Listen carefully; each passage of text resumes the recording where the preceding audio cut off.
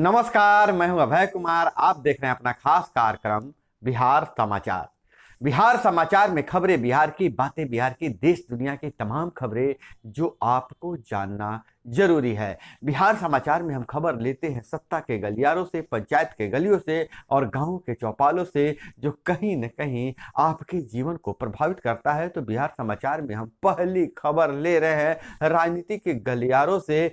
कुढ़नी विधानसभा की हार, जो कुढ़नी उपचुनाव में हार महागठबंधन की नहीं बल्कि जदयू की है।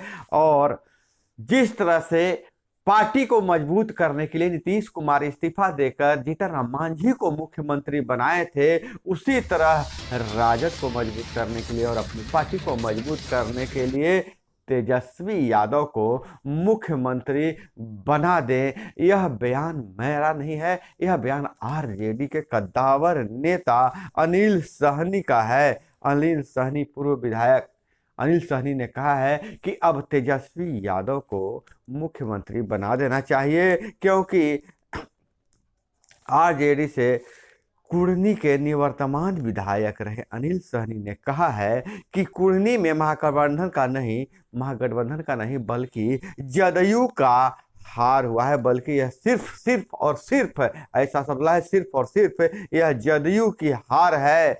नेतृत्व, उन्होंने आरोप लगाया कि जदयू राजद नेतृत्व की सीटिंग अति पिछड़े की सीट पर अपने पास तो ले लिया, लेकिन और अपने सिंडिकेट के माध्यम से उम्मीदवार उतारा है। इस पर थोड़ा सा भी विचार नहीं किया कि राजद के लिए यह सीट कितनी महत्वपूर्ण है। ऐसे में जिस तरह से जदयू को मजबूत करने के लिए नीतीश कुमार जीतन राम मांझी को मुख्यमंत्री सीएम बनाए थे 2014 में, उसी तरह महागठबंधन की मजबूती के लिए अब तेजस्वी यादव को मुख्यमंत्री बनाए और खुद सीएम पद से इस्तीफा दे दे।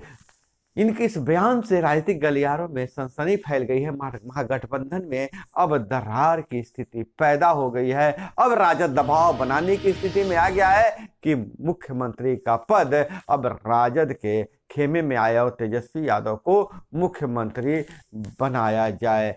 और यह बहुत बड़ी बात है और बहुत बड़ी खबर आ रही है शिक्षा विभाग से। बिहार बोर्ड इंटर की परीक्षा 1 फरवरी और मैट्रिक की परीक्षा 14 फरवरी से होगी। इंटर में 13,18,439 और मैट्रिक में 16,35,383 छात्र होंगे शामिल। STET व DLED भी ऑनलाइन होगा। तो यह बहुत बड़ा निर्णय लिया गया परीक्षाओं से संबंधित। तो और इंटरमीडिएट का शेड्यूल 2 पालियों में परीक्षा, एडमिट कार्ड 19 दिसंबर को और मैट्रिक की परीक्षा 1 पाली में होगी। और बहुत बड़ी खबर आ रही है रोजगार से, शिक्षक बहाली प्रक्रिया से। शिक्षक भर्ती नियमावली को मंजूरी मिल गई है। दिसंबर तक, अंत तक मंजूरी मिल जाएगा। इस शीतकालीन सत्र में प्रारंभिक से हाई स्कूलों में 2 लाख से अधिक शिक्षकों की भर्ती के लिए अभ्यर्थियों को भी और लंबा इंतजार करना होगा। शिक्षक भर्ती के लिए वैकेंसी अगले साल ही आएगी। उच्च और उच्चतर माध्यमिक स्कूलों में 1,32,000 शिक्षकों की भर्ती के लिए वैकेंसी जून 2023 में आने को उम्मीद है। वहीं प्रारंभिक स्कूलों के 80,257 शिक्षकों की भर्ती के लिए वैकेंसी अक्टूबर के बाद आएगी। तो शिक्षक बहाली के लिए जो इंतजार कर रहे हैं वह थोड़ा इंतजार करें और इंतजार करना पड़ेगा अगले साल तक। अब खबर ले रहे हैं कि गुजरात में भाजपा ने चुनाव में 14 महीने पहले सीएम समेत 22 मंत्री बदल डाले थे या फार्मूला अपनाया था। मुख्यमंत्री भी बदल दिया था और 22 मंत्री भी बदल दिया था। मतलब एंटी इनकम्बेंसी फैक्टर को थोड़ा सा मिनिमाइज करने का प्रयास किया था। यह बदलाव का सुपर सक्सेस फार्मूला तय हो गया और अन्य राज्यों में भी लागू कर सकती है। भाजपा 5 मंत्री, पूर्व सीएम, डिप्टी सीएम और 38 विधायकों के टिकट काटे थे। गुजरात में 182 सीटों में से 103 पर नए चेहरे को उतारा था और भयानक जीत हासिल किया था। मध्य प्रदेश में अगले साल चुनाव है, यहाँ भी एंटी इनकम्बेंसी फैक्टर लागू होगा। तो यहाँ भी मुख्यमंत्री के चेहरे समेत कई मंत्रियों को बदला जा सकता है। राजस्थान में कांग्रेस में खेमेबाजी को अवसर मान रही है भाजपा। राजस्थान में भाजपा सरकार बनाने की जुगत में है, क्योंकि वहां कांग्रेस में खेमेबाजी है और यह वो अवसर के रूप में इसे इस्तेमाल करना चाहती है। वहीं छत्तीसगढ़ में भ्रष्टाचार के मुद्दे पर भाजपा मुखर हो सकती है।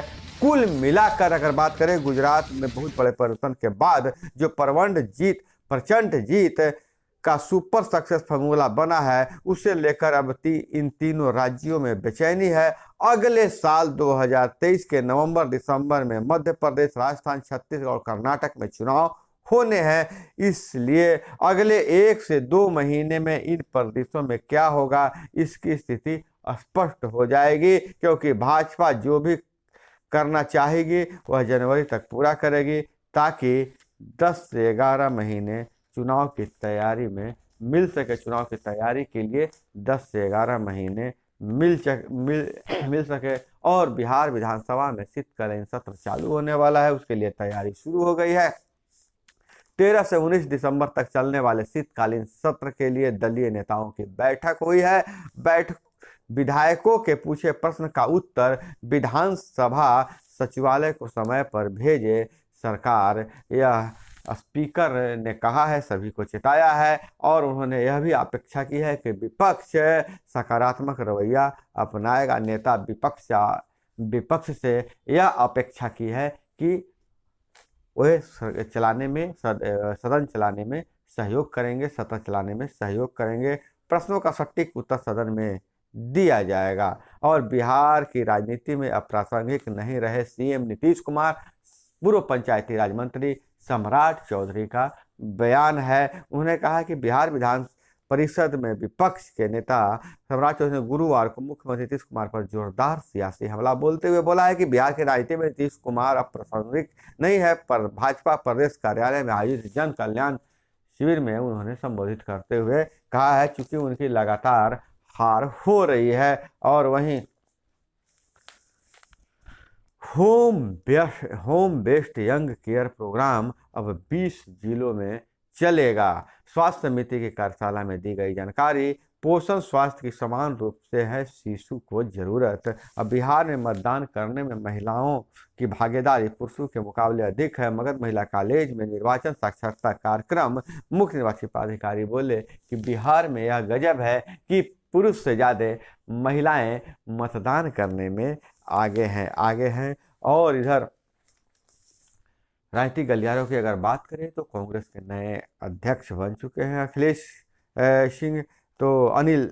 और वहीं तत्कालीन कांग्रेस प्रदेश अध्यक्ष अनिल शर्मा का स्वागत समारोह सदाकत आश्रम से बाहर मेमोरियल हॉल में हुआ था, जो अभी हैं उनका हुआ था।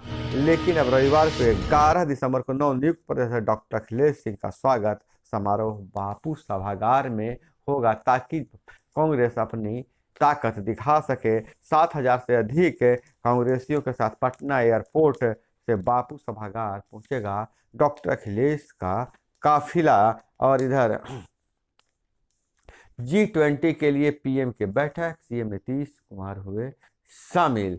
G20 के लिए पीएम ने बैठक बुलाई थी सारे मुख्यमंत्रियों को, जिसमें मुख्यमंत्री नीतीश कुमार भी शामिल हुए हैं। और वहीं गुजरात चुनाव के बाद एक फार्मूला और निकला है कि अगले साल चुनावी राज्यों में कांग्रेस का गणित बिगाड़ सकती है आम आदमी पार्टी। और गैस पाइपलाइन लीकेज ठीक करने को ट्रैफिक वन वे अनीसाबाद से गैस पाइपलाइन ठीक करने के लिए ट्रैफिक को वन वे किया गया। अनीसाबाद से दानापुर तक जाम लग गया है। और इधर BSEB रिफॉर्म सेकेंड फेज होगा लॉन्च।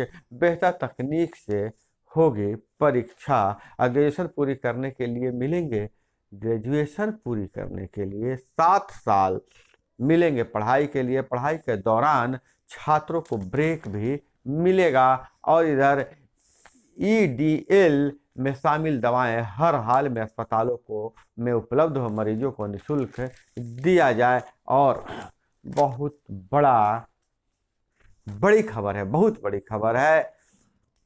जॉब कार्ड की जांच होते ही प्रदेश से गायब हुए 35 लाख मनरेगा मजदूर, 9 जिलों में 50% नहीं है। तिरहुत और दरभंगा प्रमंडल के जिलों की स्थिति सबसे खराब है। जब जॉब कार्ड की जांच हुई, जो फर्जी मजदूर थे वह गायब हो गए। तो जॉब कार्ड की जांच अब अन्य जिलों में भी होनी चाहिए और जल्द ही सभी जिलों में जॉब कार्ड की जांच होगा।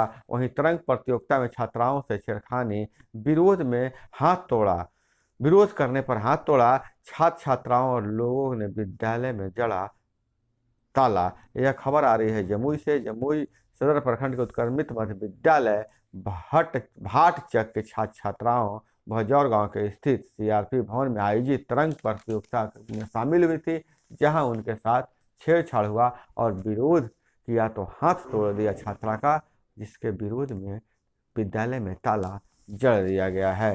और इधर अगर बात करें पंचायती राज विभाग से, तो पंचायती राज विभाग अब एक नई योजना बना रही है, जिसमें जल जीवन हरियाली के तहत वार्ड सदस्यों को निगरानी की भूमिका दी जा सकती है। वार्ड सदस्य जल जीवन हरियाली की निगरानी करेंगे। वहीं दूसरी तरफ वैसे प्लॉट और जो जल स्रोत हैं जहां अतिक्रमण कर कोई भवन बना लिया गया है, उसे खेत बना लिया गया है, उसे चिन्हित कर खाली करवाया जाएगा।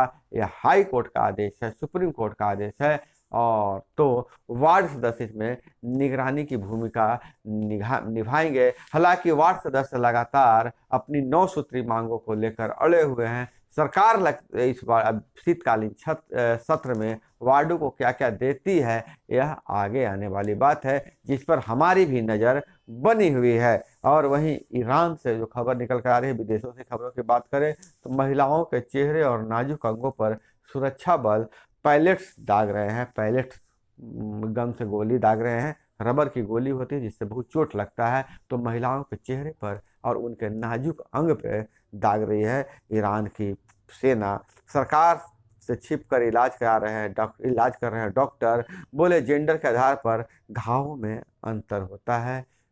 जो घाव बनते हैं वह पुरुष महिला में अलग अलग होते हैं, या लेकिन सरकार कड़ी नज़र रखी हुई है, इसलिए सरकार से छुप कर उनका इलाज भी किया जा रहा है। और श्रीनगर में हेरिटेज टैग खतरे में, 2 दशक में 42 स्थल नष्ट हो गए हैं। और रूस और यूक्रेन युद्ध का रूसी में मंचन किया गया, जिस पर विवाद हो गया। और इधर बात करें पश्चिम विक्षोभ से, उत्तर भारत में ठंड में उतार चढ़ाव का नया दौर शुरू होगा।